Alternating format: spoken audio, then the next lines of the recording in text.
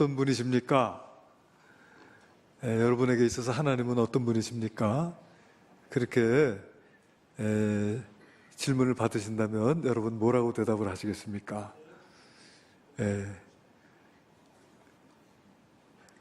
교회 다니신다면서요? 예수 믿으신다면서요? 하나님은 어떤 분이세요? 그냥 믿지 않는 사람들이 그렇게 물어본다면은 뭐라고 대답하시겠습니까?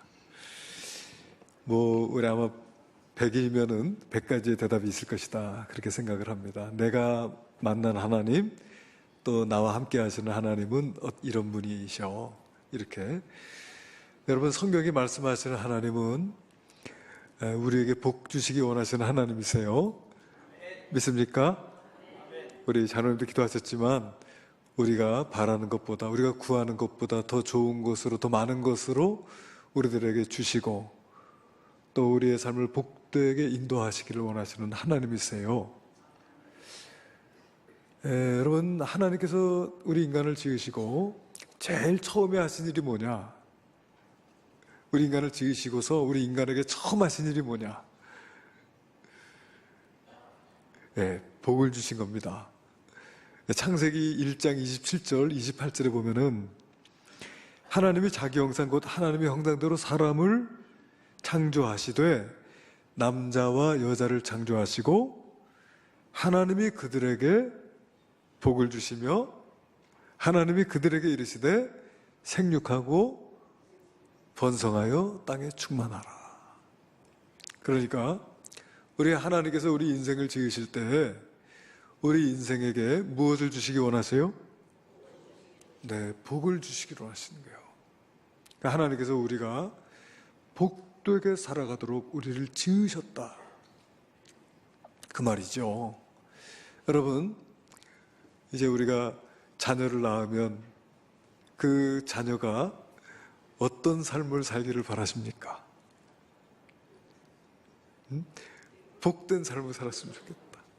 참 복의 복을 누리는 삶을 살기를 바라는 거예요. 하나님께서 우리를 지으실 때의 하나님의 마음도 우리에게 복된 삶을 예비해 놓으신 거예요.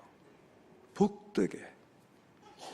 그래서 지으시고서는 복을 주시고 그들에게 복을 주시고 이르시되 생육하고 번성하라 땅에 충만하라. 생육하고 번성하며 땅에 충만하여 살아가는 우리 인생들을 하나님께서 소망하고 계시다고 하는 것입니다. 근데 우리 인생의 길에는 두 가지 길이 있는 것 같아요. 그 하나님께서 우리에게 주시기 원하시는 그 복을 누리는 삶이 있는가 하면은 그렇지 않은 삶이 있는 것이죠. 하나님 그 복을 누리는 삶은 여러분 어떤 삶일까요? 하나님의 말씀대로 순종하여 사는 삶인 줄로 믿습니다. 그렇죠. 하나님께서 세상을 지으시고 하나님의 창조 질서 안에서 하나님의 뜻을 따라서 하나님께 순종하는 삶이 복되고 아름다운 삶이 되도록 인도하고 계신 것입니다. 그래서 여러분 성경을 보면은 이제 전체적으로 인생에는 두 길이 있음을 말씀하고 있습니다. 복의 길이 있고 저주의 길이 있고요. 흥하는 길이 있고 망하는 길이 있습니다. 좁은 문으로 가는 길이 있고 넓은 문으로 가는 길이 있습니다. 또 반석 위에 세워진 집도 있는가 하면은 모래 위에 세워진 집도 있고요. 오늘 우리가 읽은 시편 1편의 말씀 보면은 시냇물가에 심은 나무도 있고요. 바람에 나는 겨와 같은 자도 있다. 의인의 길도 있고 악인의 길도 있고 의인의 길은 여호와께서 인정하시지만 악인의 길은 망하리로다. 이게 성경에서는 우리 예수님도 두 길을 말씀하시고 성경에서는 두 길을 우리에게 이야기해 주고 있는 것을 우리가 보게 돼요.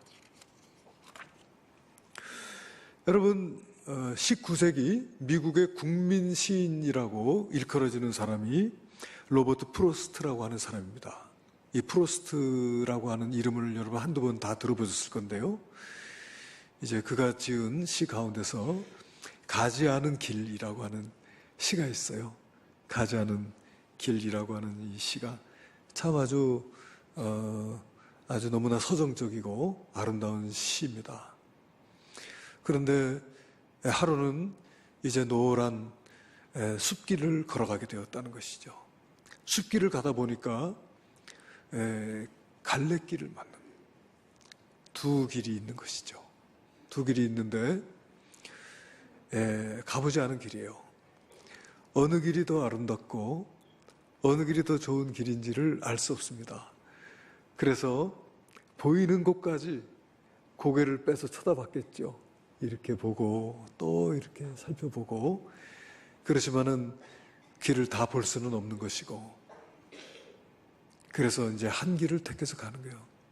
내일을 위해서 한 길을 남겨둔 채 이제 한 길을 택해 가지만은, 그러나 길은 또 다른 길로 이어지기에 내일 다시 가지 않은 길을 가리라고 하는 보장은 없겠죠.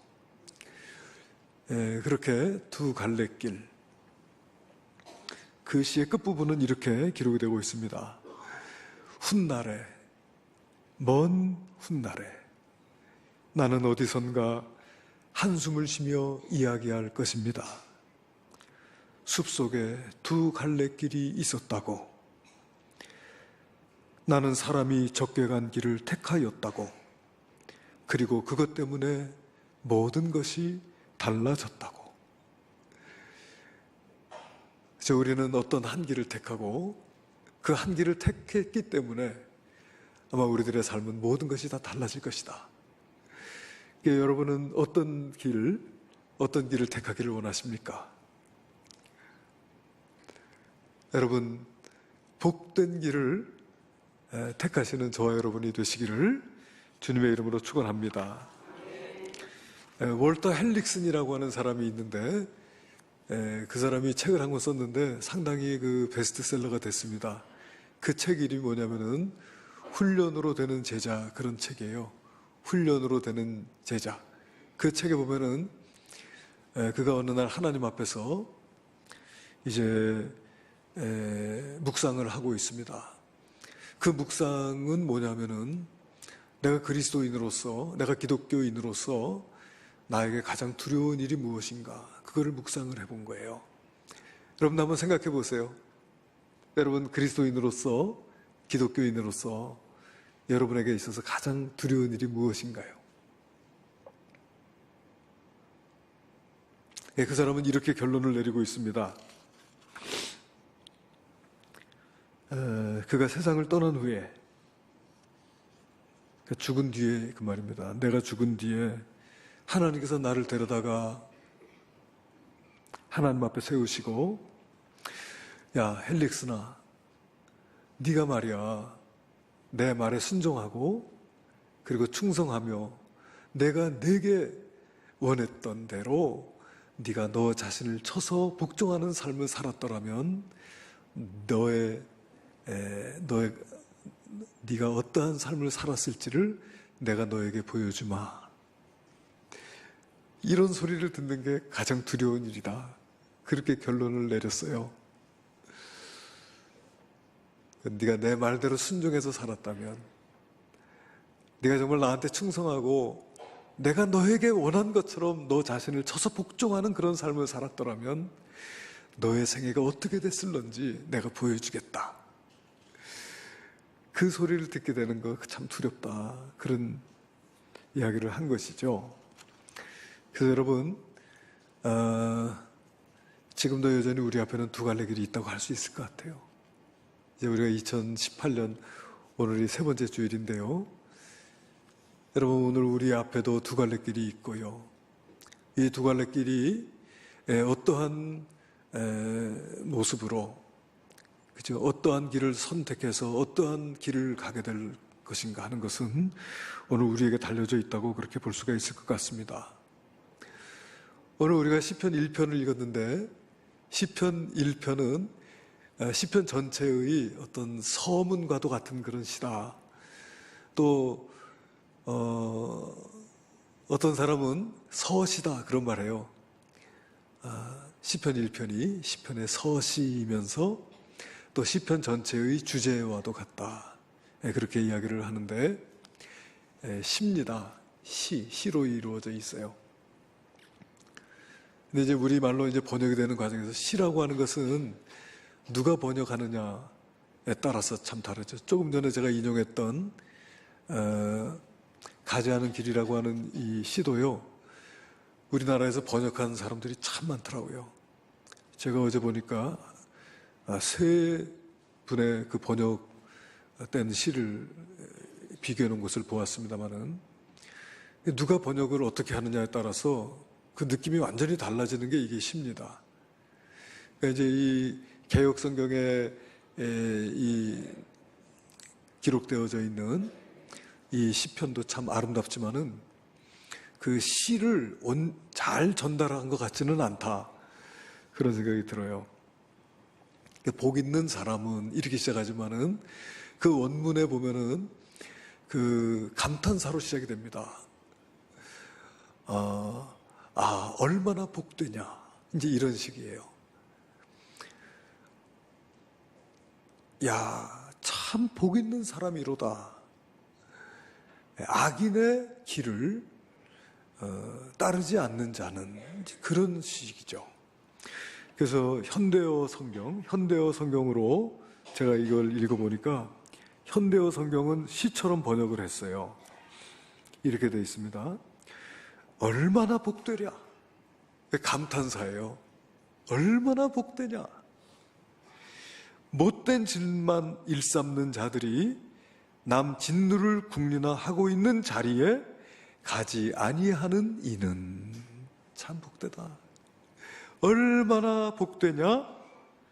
양심이라고는 찾아볼 수 없는 것들을 따라 살지 아니하는 이는 얼마나 복되냐. 얼마나 복되랴. 남 우습게나 여기고 제 잘난 체만 하는 자들과 자리를 함께하지 아니하는 이는 얼마나 복되랴. 여호와의 가르침을 기뻐하고 그 가르침을 밤낮으로 읽으며 늘 명상하는 이는, 뭐 이런 식으로 이렇게 번역이 되어 있습니다. 그러니까 이건 감탄사가 제일 앞에 나와 있는 문장이고요. 이제 제일 앞에 이 복 있는 자, 이것이 나와 있는 것은 강조하는 의미가 있다고 볼 수 있을 것이에요. 야, 참 복이 있다. 야, 참 복이 있다. 어떤 사람이 악인을 따르지 않고 죄인의 길에 서지 않고 오만한 자의 자리에 앉지 아니하는 그 자가 참 복이 있다. 그런 감탄의 내용인 것을 우리가 보게 됩니다. 그래서 이 시편 1편은 누가 기록됐는가를 알 수가 없어요. 성경에서 밝히고 있지 않기 때문에 없어요. 누가 쓴지 알 수 없는데, 그런데 학자들 가운데는 아마도 솔로몬이 쓰지 않았을까. 그 이유는 뭐냐면은 솔로몬이 잠언을 썼는데 그 솔로몬의 잠언의 담고 있는 어떤 그 정신과 비슷하다, 그렇게 이야기를 하는 분들도 있어요. 그래서 이제 복 있는 사람은 어떤 사람이냐. 악인의 꾀를 따르지 아니하며 죄인들의 길에 서지 아니하며 오만한 자의 자리에 앉지 아니하고. 그래서 악인, 죄인, 오만한 자, 또 따르다, 서다, 앉다, 이게 명사도 세 개고 동사도 세 개고, 이것을 보게 되는데 점점 점증적인 그런 표현인 것을 우리가 알 수가 있어요. 악인은 말 그대로 악한 사람을 말하는 것이고요, 죄인은 죄에 습관적으로 길들여져 있는 사람, 습관적으로 죄를 짓는 사람, 그런 뜻이고요. 이 오만한 자라고 하는 것은 하나님을 거역하고 하나님을 대적하는 자다, 그런 뜻이 있습니다. 그러니까 이게 악한 악인의 꾀, 이 악인들의 아이디어죠. 악인들이 생각해내는 어떤 그 아이디어, 그들의 어떤 계략, 어떤 음모, 이런 것을 따르지 않는다는 것은 받아들이지 않는 거예요. 받아들이지 않고 추종하지 않는 것입니다. 그는 분별력이 있는 사람이죠.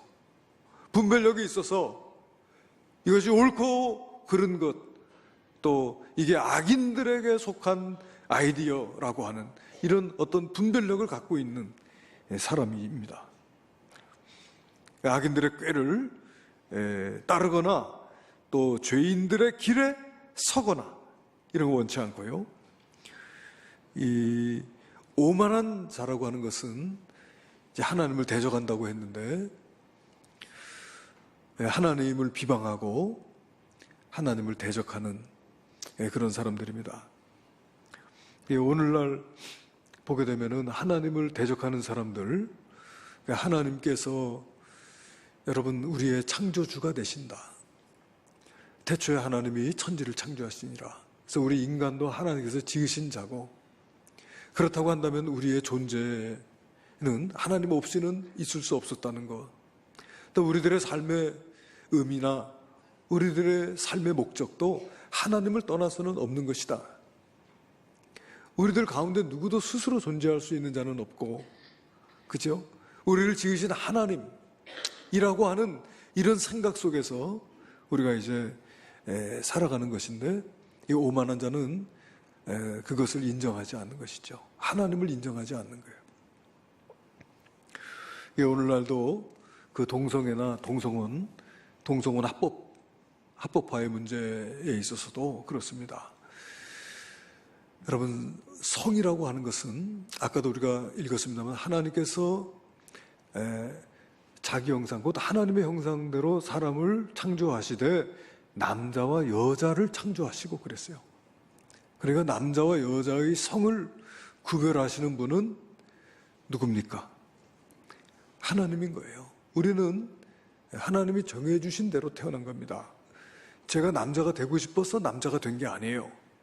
하나님께서 저에게 남성을 하나님께서 허락해 주셨기 때문에 남성이 된 것입니다.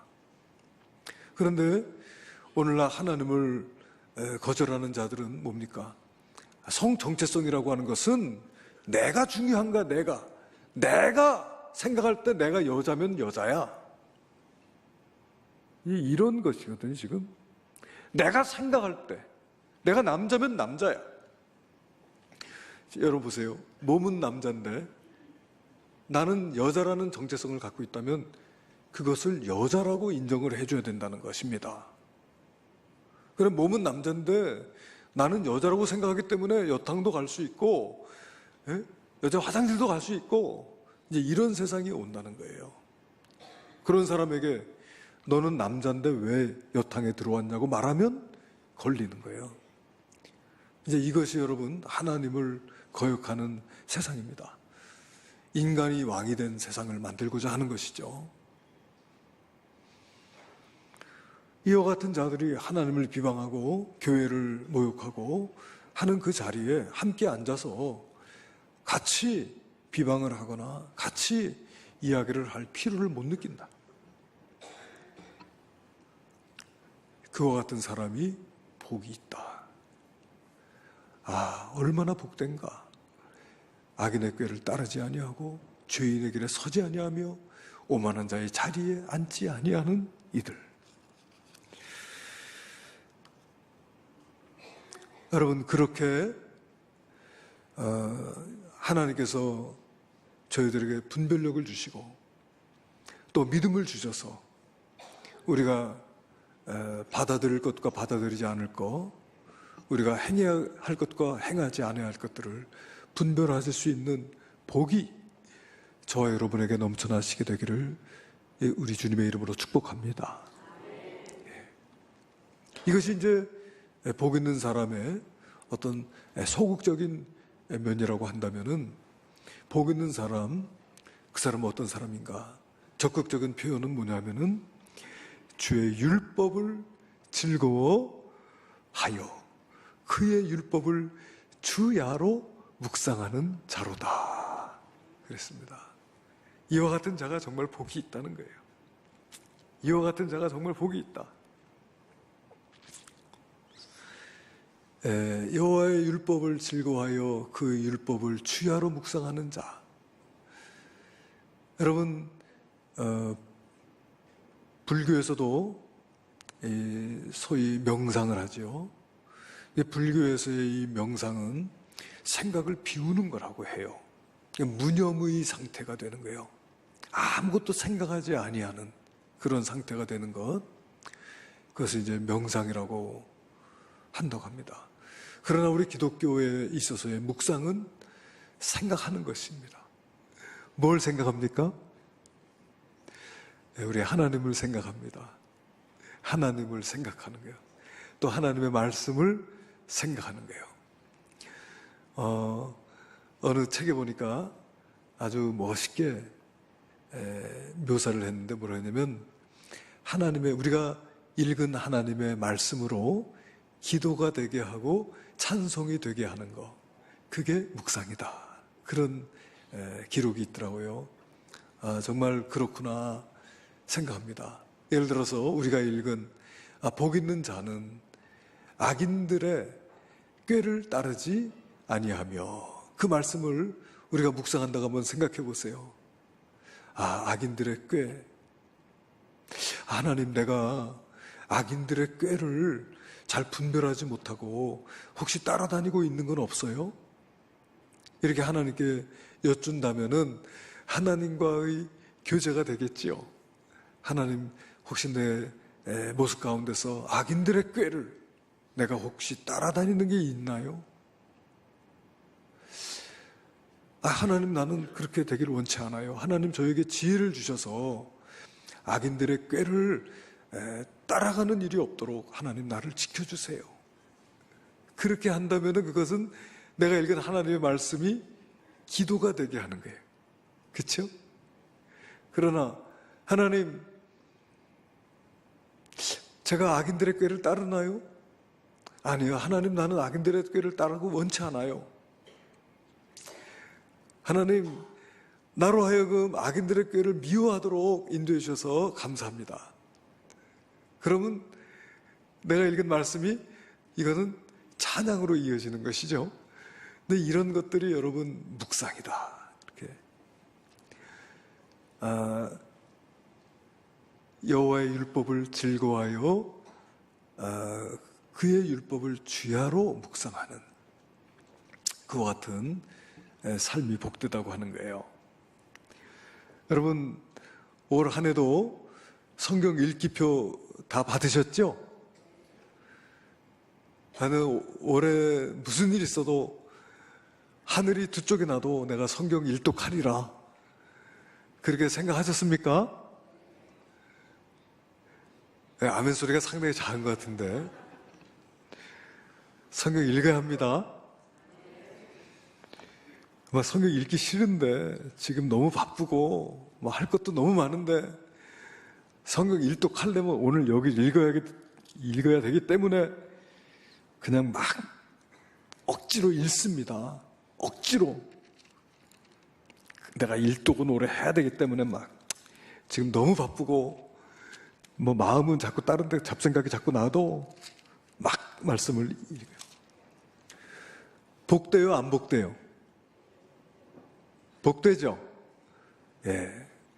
그것도 복이 됩니다만은 오늘 여기 기록하고 있는 말씀은 그런 걸 말하는 게 아니에요. 이 말씀은 율법을 즐거워하는 거예요. 성경을 읽지 말라고 해도 읽고 싶어서 읽는 거예요. 너무 바쁘고 분주해도 짬을 내서 성경을 읽지 않고는 견딜 수가 없는 거예요. 그래서 얼른 집안 청소도 얼른 해놓고 빨리 말씀 피는 거예요.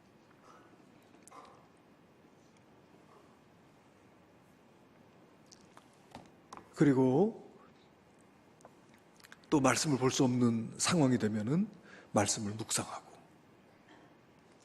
그러니까 이런 사람은 거듭난 사람이라고 할 수 있어요. 거듭나지 않고는 그럴 수가 없어요. 시편 119편 103절에 보니까 주의 말씀의 맛이 내게 어찌 그리 단지요 내 입의 꿀보다 더 단이다 그랬습니다. 그러니까 하나님의 말씀이 너무나 달아. 그걸 뭐에 비유할 수가 없어. 내 입의 꿀보다도 더 달다. 그 정도 표현밖에는 못하는 거예요. 이걸 어떻게 표현을 못해. 하나님의 말씀을 읽고 그것을 묵상하는 것이 너무 좋아. 내 입의 꿀보다 더 달다. 그런 고백이 되는 거예요. 또 시편 119편 147절 148절에 봐도 내가 날이 밝기 전에 부르짖으며 주의 말씀을 바라싸우니, 날이 밝기도 전에 주님의 말씀 앞에 선 주의 말씀을 조용히 읊조리려고 내가 새벽녘에 눈을 떴나이다. 그건 자다가도 벌떡 일어나서 주님의 말씀을 사모하고 그 주님의 말씀을 조용히 읽어내려가는 거예요. 읊조린다. 이런 사람들은요, 세상이 낙이 없어. 세상에 뭐 마음 줄 것이 없는 거예요. 참된 것도 없고 영원한 것도 없으며 가치 있는 것도 없다. 오직 말씀만이 내 마음에 참된 소망을 주고 말씀만이 내 안에 정말 내가 참 살아있다라고 하는 생명력과 또 내 마음속에 세상이 줄 수 없는 위로와 세상이 줄 수 없는 소망과 이런 것들이 말씀을 통해서 내가 얻을 수 있지, 세상에 누구를 만나서 이야기해봐도, 세상에 무슨 드라마를 보고 무슨 짓을 해봐도 하나님의 말씀 안에서 누릴 수 있는 이 은혜를 누릴 수 있는 곳이 없구나. 틈 만나면 말씀을 읽네. 말씀 보고 말씀 읽고. 이 세상에서 그 누구도 내게 줄 수 없는 만족이 이 말씀 안에 있고, 누구도 내게 줄 수 없는 은혜가 이 말씀 안에 있고, 이런 사람은요, 거듭난 사람입니다. 거듭난 사람이요. 그런 걸 말해요. 오, 복이 있도다. 얼마나 복된가. 여호와의 율법을 즐거워하고 그 율법을 취하로 묵상하는 자요. 그런, 여러분, 오늘 이런 복이 저와 여러분에게 임하시기를 주님의 이름으로 축원합니다.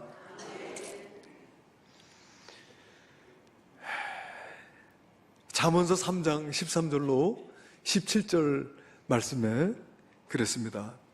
지혜를 얻은 자와 명철을 얻은 자는 복이 있나니,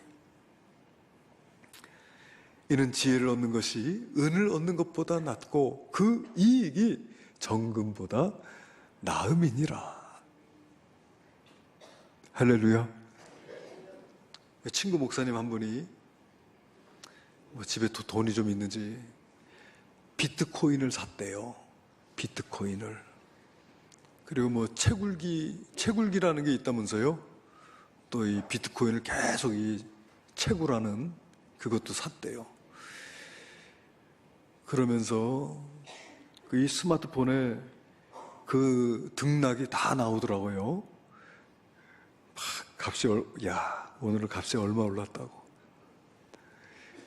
그 소리를 듣고 있으니까 나는 비트코인 안 사서 금방 망할 것 같아요. 나는 금방 망하겠구나. 여러분, 비트코인 사셨습니까? 근데 오늘 말씀 보니까 여러분, 지혜를 얻는 것이요, 은을 얻는 것보다 낫고 그 이익이 정금보다 낫다. 할렐루야. 네, 저는 이 말씀이 진리인 줄로 믿습니다. 지혜는 진주보다 더 귀하니 내가 사모하는 모든 것으로도 이에 비교할 수 없도다. 그 오른손에는 장수가 있고 그의 왼손에는 부귀가 있나니 그의 길은 즐거운 길이요 그의 지름길은 다 평강이니라 그랬습니다. 여러분이 지혜를 어디서 얻겠습니까? 이 지혜가 하나님의 말씀으로부터 오는 줄로 믿습니다. 그래서 이 하나님의 말씀을 묵상하면서 힘을 얻고, 하나님의 말씀 묵상하면서 지혜를 얻고, 하나님의 말씀 묵상하면서 용기를 얻고, 하나님의 말씀 묵상하면서 소망을 얻고, 그래요 여러분, 하나님에게서 내 모든 것이 하나님으로부터 주어지는 삶을 살아가는 거예요. 그래서 이는 이와 같은 사람은 어떠한가? 마치 시냇물가에 심은 나무와 같다는 거예요.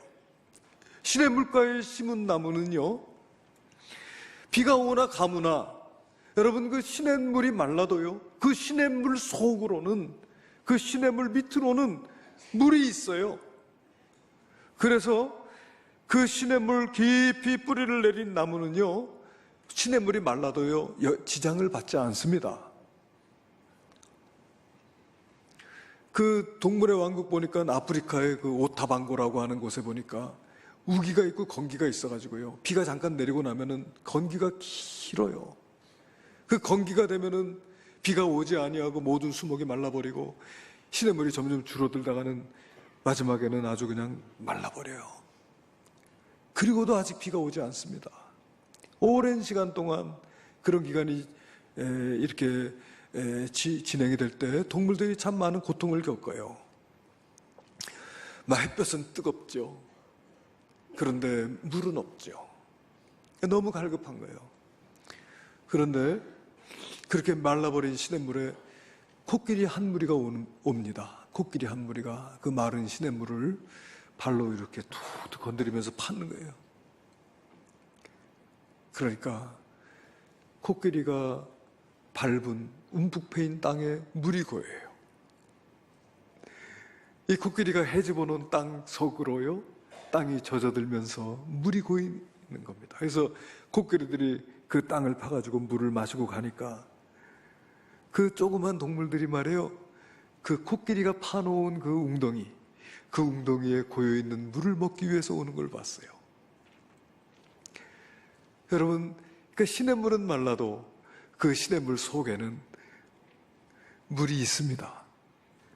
그러니까 날이 가물어도 전혀 상관없이 시절을 쫓아 과실을 맺는 삶을 살아가는 거예요. 그러니까 여러분, 하나님의 말씀을 통해서, 그 말씀을 통해서 정말 끊이지 않고 공급되어지는 하나님의 은혜가 있는 거예요. 지혜와 힘과 용기와 위로와 소망과 모든 하나님의 능력이 그 말씀을 통해서 내게 공급될 때 내 심령이 곤고하지 않고, 그러므로 여러분, 어떤 상황을 만나든지 내가 복된 삶을 살아갈 수 있도록 인도해 주시는 것입니다.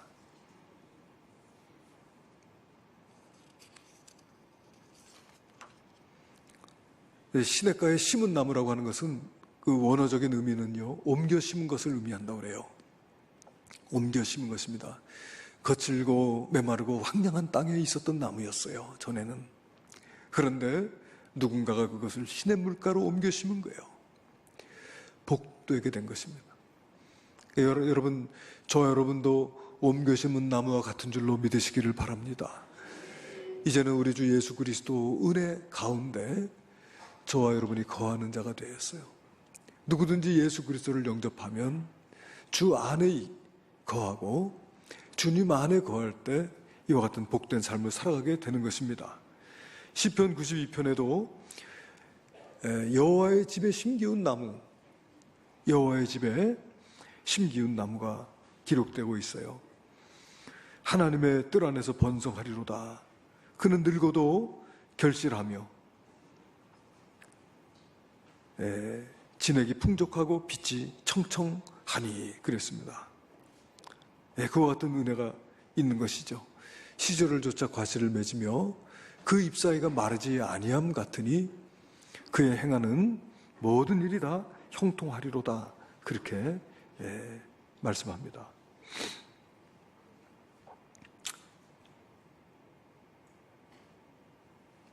여러분, 그가 행하는 모든 일이 다 형통하다. 이거 우리가 잘 생각해야 돼요. 그러니까 말이죠, 이 말뜻이 뭐냐면은, 믿지 않는 사람들은 만사가 형통하다 그러면 어떤 고민이나 어떤 고난, 어떤 문제거리나 어떤 어려움들이 없이 그저 순탄한 그런 인생길을 형통하다고 이야기하는지 모르지만은 우리가 말하는 형통함은 그런 게 아닙니다. 우리가 말하는 형통함이라고 하는 것은 어떤 일을 만나든지 궁극적으로는 그 일을 통해서 하나님의 뜻을 이루며 하나님과 동행하는 삶을 산다는 그런 뜻이에요. 자, 아멘. 뭐라고 그랬어요? 무슨 일을 만나든지 궁극적으로는 하나님의 뜻을 이루며 하나님과 동행하는 삶을 살아가는 것입니다. 고난의 때를 지나게 된다면 인내의 열매를 맺는 사람들이요, 시련의 때를 지날 때는 믿음의 열매를 맺는 사람이요, 그리고 번성할 때를 지나는 가운데 거룩한 기쁨의 열매를 맺는 그런 사람들을 형통한 사람이다, 그렇게 말하는 것입니다. 우리 인생을 살아가다 보면요,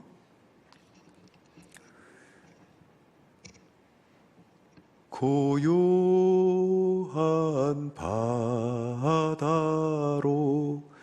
저천국 향할 때 주 내게 순풍 주시니. 할렐루야. 여러분, 내가 고요한 바다 순풍을 만나서 천국을 가는 그런 인생길도 감사한 거예요.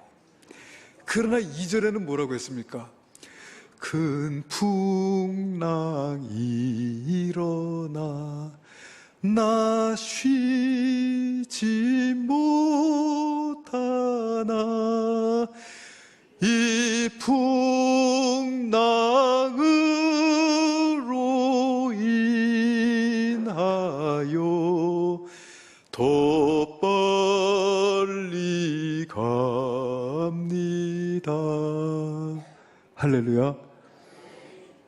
고요한 바다 아니에요. 풍랑이는 바다를 만날 수도 있으나 그러나 궁극적으로는 그 풍랑으로 인해서 나는 더 빨리 갑니다. 이게 여러분 우리 성도들의 비밀이요, 이것이 우리 성도들에게 주시는 하나님의 형통함인 줄로 믿으시기를 바랍니다. 여러분, 우리가 창세기 39장에 보면은 요셉의 이야기가 나와요. 이 요셉이요, 자기 형들한테 팔려가지고 여러분 애굽의 보디발이라고 하는 사람의 집에 종이 됩니다.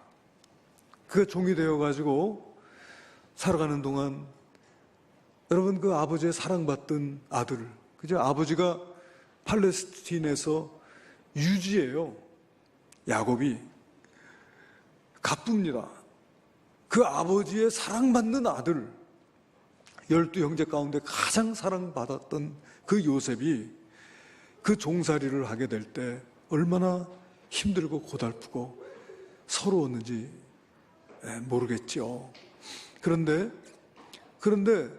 성경에 뭐라고 기록되냐면요, 창세기 39장 2절에 보니까 여호와께서 요셉과 함께 하심으로 그가 형통한 자가 되어, 그 형들한테 팔려서 종살이하고 있는 참으로 고달픈 인생인데 그를 보고 뭐라고 하냐면은 형통한 자가 되었다. 여호와께서 요셉과 함께 하심으로 그가 형통한 자가 되어 그의 주인 애굽 사람의 집에 있으니 그의 주인이 여호와께서 그와 함께 하심을 보며 또 여호와께서 그의 범사에 형통하게 하심을 보았더라. 형통한 자가 되었어요. 그래서 보디발이 그 요셉에게 자기 집의 모든 소유물을 주관하게 합니다. 그런데 그때로부터 하나님께서 요셉을 위하여 그 애굽 사람의 집에 복을 내리셨다고 돼 있어요. 그런데 이 요셉의 고난이 거기서 끝나지 않죠. 그 보디발의 아내의 모함으로 인해 가지고 이제는 감옥에 들어가게 돼. 감옥살이를 하게 되는데, 그때도 보면은 39장 21절에 여호와께서 요셉과 함께 하시고 그에게 인자를 더하사 간수장에게 은혜를 받게 하시며 23절 간수장은 그의 손에 맡긴 것을 무엇이든지 살펴보지 아니하였으니 이는 여호와께서 요셉과 함께 하심이라 여호와께서 그를 범사에 형통하게 하셨더라. 할렐루야. 예, 범사에 형통하게. 형통한 자세. 어떤 일을 만지 그것이 종살이가 됐든지 옥살이가 됐든지 간에 하나님과 함께함으로 말미암아서 하나님의 거룩하신 뜻을 이루고 또 형통한 자가 되는 축복을 누릴 수 있도록 인도해 주신다. 그래서 여러분, 이 복 있는 사람 정말 신의 물가에 심은 나무와 같이 시절을 차 열매를 맺으며 잎사귀가 마르지 아니한 같으니 그의 행하는 모든 일이 다 형통하리로다. 이것이 여러분 하나님의 말씀을 읽고 묵상하는 가운데 오는 축복이라고 말씀하세요. 악인은 그렇지 않다. 악인은 말하자면은 바람에 나는 겨와 같다는, 정함이 없이 이리저리 흩날리면서 여러분 그 겨가 눈에 들어오면 눈물이 나고요. 제가 한번 대학생 때 그 전도 활동을 갔다가 가을 거지가 한창이기 때문에 이제 그 농사일을 돕는 일을 하는데 이 탈곡기로 이제 이 그 말하자면은 타작을 하는데 이 겨가 말이에요. 겨가 바람에 이렇게 날려가는 거예요. 그런 거 보셨어요? 예. 그 겨가 이렇게 날아갈 때 거기 서 있으면 돼요, 안 돼요? 근데 저는 그걸 몰랐잖아요. 일을 열심히 하는 척하고선 그냥 거기도 막 이렇게 서 있었어요. 그랬더니 저녁이 됐는데 막 얼마나 몸이 쓰라리고 따갑고 아픈지 이게 막 전부 이 겨가 날라 들어와가지고요. 세상에 그렇게 쓰라린 거는 처음 봤어요. 그렇게 말해요. 그게 눈에 날아 들어오면은 눈물이 나고 이렇게 이 옷 틈으로 들어와가지고 그렇게 살을 쓰라리게 만들고 아프게 만들고 하는, 악인은 마치 바람에 나는 겨와 같다 하는 그런 말씀을 하는 거예요. 그는 결국은 심판에 서지 못한다. 하나님의 심판대 앞에 섰을 때 감당할 수 없는 자가 된다는 것입니다. 그리고 악인이 의인의 회중에 들지 못한다. 마태복음 3장 12절에 보니까 우리 주님께서 훗날 알곡은 모아 곡간에 드리고 쭉정이는 모아서 어디요? 꺼지지 않는 불에 태우신다고 말씀하고 계세요. 결론적으로 이 복 있는 사람은 의인의 길은 여호와께서 인정하시나 악인의 길은 망하리로다. 그렇습니다. 그러니까 태산을 넘어 험곡에 가도 빛 가운데로 걸어가면 주께서 항상 지키시기로 약속한 말씀 변치 않는 줄로 믿습니다. 캄캄한 밤에 다닐지라도 주께서 나의 길 되시고 나에게 밝은 빛이 되시니 길 잃어버릴 염려 전혀 없는 줄로 믿습니다. 이와 같은 은총이 말이죠, 우리 주 예수 그리스도 하나님의 그 말씀을 즐거워하며 그 말씀을 주야로 묵상하는, 그래서 그 말씀으로부터 끊임없는 하나님의 은혜를 공급받고 그 말씀으로부터 끊임없는 하나님의 능력으로 채워지는 그 인생이, 이와 같은 복된 인생, 형통한 인생이 되는 줄로 믿습니다. 저와 여러분 복 있는 삶, 복 있는 사람, 의인의 길을 걸어가는 저와 여러분 되시기를 주님의 이름으로 축원합니다. 기도하시겠습니다. 아버지 하나님, 오 복이 있도다. 여호와의 율법을 즐거워하여 그의 율법을 주야로 묵상하는 자요. 오늘 이 말씀처럼 하나님의 말씀을 통해서 날마다 순간마다 하늘의 은혜와 능력을 공급받는 복된 삶을 살아갈 수 있도록 인도하여 주옵소서. 예수님의 이름으로 기도하옵나이다. 아멘.